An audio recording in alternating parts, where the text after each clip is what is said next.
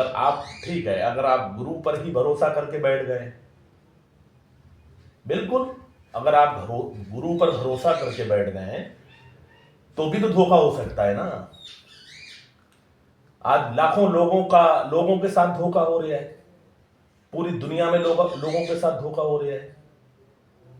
लाखों ऐसी आत्माएं हैंगी जो बिना बेदार हुए, बिना जागृत हुए दुनिया से चली जा रही है, वक्त जाया हो रहा है। अब देखिए ना, क्या वो है ना कि पानी पियो छान के, पीर करो पहचान के। तो ये पहचानना क्या है? ये पहचानना कसौटी है ना। आप कैसे कैसे इसको कंफर्म करेंगे कि हम जहां पर लगे हैं, जिसको हमने अपना गुरु माना है, जिसको मुर्शिद माना है, वो हमें उस रास्ते पर पहुंचाएगा या नहीं पहुंचाएगा, या वो इस काबिल है या नहीं है। तो ये भी तो जानना होगा ना। आप मार्केट में कोई सामान खरीदने जाते हैं तो उसको देखते हैं ना, उस पर पढ़ते हैं ना। क्या पढ़ते हैं कि ये कहाँ का बना हुआ है और इसकी क्या क्वालिटी। आज आप ऑनलाइन कोई चीज खरीदते हैं तो नीचे देखते हैं कमेंट लोगों के, जिन लोगों ने इस चीज सामान को खरीदा है तो उनका क्या इस पे कमेंट्स आ रहे हैं। तो आप मुर्शिद या आप गुरु ढूंढते वक्त इस बात से तो फैसला नहीं करेंगे कि उसकी दाढ़ी है, वो कुर्ता पैजामा पहने हुए है कि, या वो बढ़िया धार्मिक ड्रेस ग्रहण करे हुए है, या उसके सामने लाखों लोग उसके फॉलोअर हैं। तो इस बात से तो आप ये तय नहीं कर सकते कि वो रूहानी मार्ग में आपका गुरु आपको रूहानियत में, आपको आध्यात्मिक मिशन पर, आपको आध्यात्मिक ज्ञान में आगे ले जाएगा, आपकी चीजों को अंदर मनोवर करेगा। ये तो उसकी पहनावा या उसकी चाल चलन, उसका रहन सहन ये तो कंफर्म नहीं करेगा। वो तो कोई और चीज है ना जो ये कंफर्म करेगी कि वो सदगुरु है। भाई मालिक क्या बताते हैं? मालिक बताते हैं कि अगर कोई बिना विलायत के अल्लाह के पास, अल्लाह के पास से उसके पास विलायत नहीं है, परमात्मा ने उसको विलायत से नहीं नवाजा है और वली बन के बैठ गया है, तो वो गुनाहगार है ना, वो जहन्नुमी है ना, जो वली बनने का नाटक कर रहा है। अब सदगुरु कौन है? सदगुरु वो होता है ना जो ईश्वर का दोस्त होता है, ईश्वर जिसको इस काम के लिए ड्यूटी पर बैठालता है। और सदगुरु पहले वली होता है,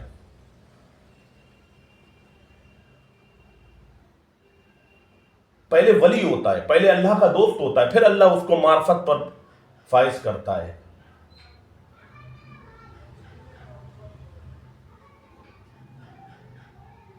उसको ड्यूटी वो मिलती है कि वो अब लोगों के हृदयों को, लोगों के कल्बों को, लोगों की आत्माओं को ईश्वर की तरफ लगाए। वो अल्लाह की तरफ से, वो परमात्मा की तरफ से, वो ईश्वर की तरफ से बैठाया जाता है इस ड्यूटी पर। तो गुरु को पहचानना पड़ेगा ना। अब अगर आप गुरु के ऊपर भरोसा करके बैठ जाएं, अब अगर आपको नफसानी गुरु मिल गया, वो ईश्वर की तरफ से ड्यूटी पर नहीं है, कामिल मुर्शिद नहीं है, तो फिर क्या होगा?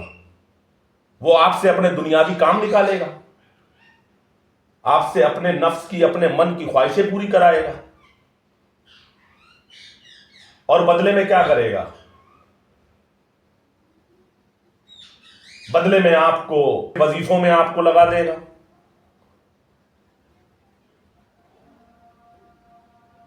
तो ये वजीफे और ये जाहिरी जो जबान से जो इबादत करी जाती है, वो ईश्वर की दोस्ती की तरफ नहीं ले जा सकती है ना आपको।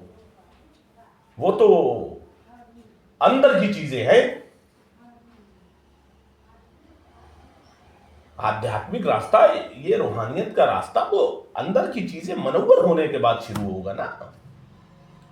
आप जबान से क्या, जबान से अगर आप रात दिन अल्लाह अल्लाह कर रहे हैं, अल्लाह अल्लाह कर रहे हैं, तो वो नूर जो बनने आए, जबानी नूर आपकी इन आत्माओं को जागृत थोड़ी कर देगा, उसके लिए कल्ब का बेदार होना जरूरी है। तो ये कसौटी होना चाहिए कि गुरु हमारे हृदय को जागृत कर दे।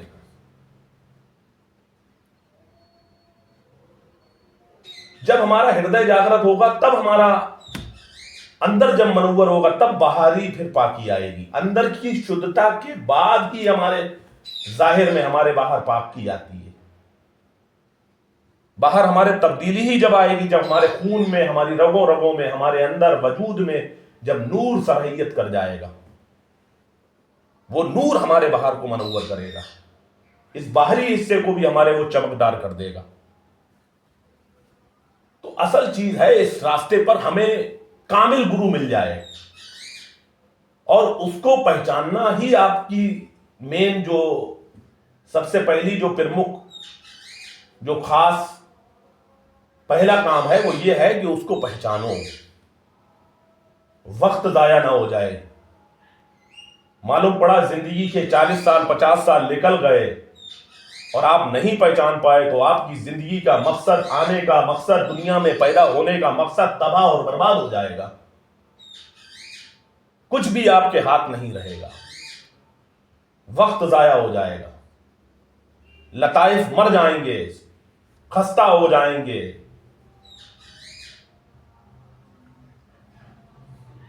कल्ब खस्ता हो जाएगा, मुर्दार हो जाएगा। फिर कोई रास्ता नहीं है कि वो जागृत हो जाए, उसकी उम्र निकल जाएगी। तो ये सब नुकसान होने से पहले जान ले हम कि कामिल मुर्शिद कौन है, क्या हम जिससे जुड़े हैं वो कामिल मुर्शिद है या नहीं है, क्या वो सिर्फ अपनी नफसानी जरूरतें पूरी करने के लिए हमें घेरे हुए है, क्या हमारे पैसे के लिए वो हमें जोड़े हुए है, क्या वो हमसे दुनियावी ख्वाहिशें पूरी कर रहा है अपनी, क्या दुनिया में नाम चाहता है वो।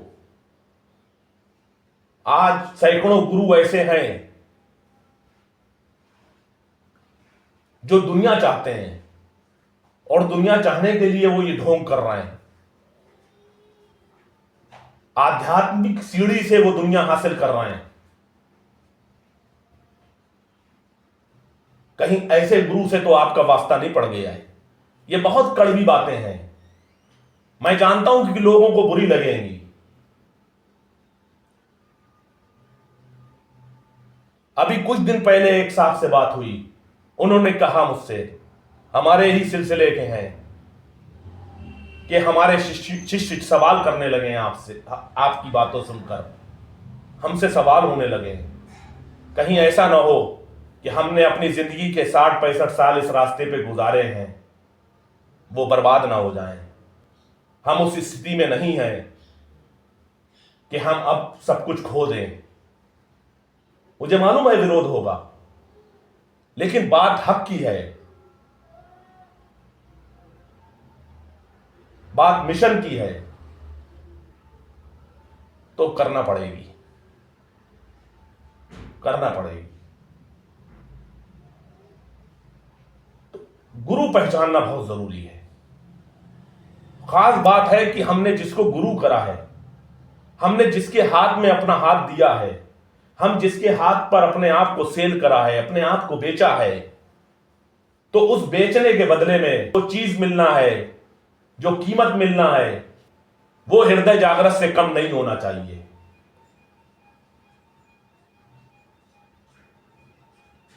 अगर ऐसा गुरु मिल गया जिसने हमें खरीद कर भी और हमें दुनिया ही मिली, तो ये सौदा फिर फेलाप है, ये सौदा फेल है। हम इस रास्ते पर ईश्वर के लिए आए हैं, हम इस रास्ते पर अल्लाह के लिए आए हैं, हम इस रास्ते पर परमात्मा को हासिल करना चाहते हैं। तो हमें कामिल मुर्शिद चाहिए, हमें सदगुरु चाहिए, हमें ईश्वर का दोस्त चाहिए, जो हमें ईश्वर से हमारी डील करा दे, ईश्वर तक हमें ले जाए, ईश्वर का रास्ता दिखा दे, ईश्वर तक पहुंचा दे। वो असल चीज है, हक है वो।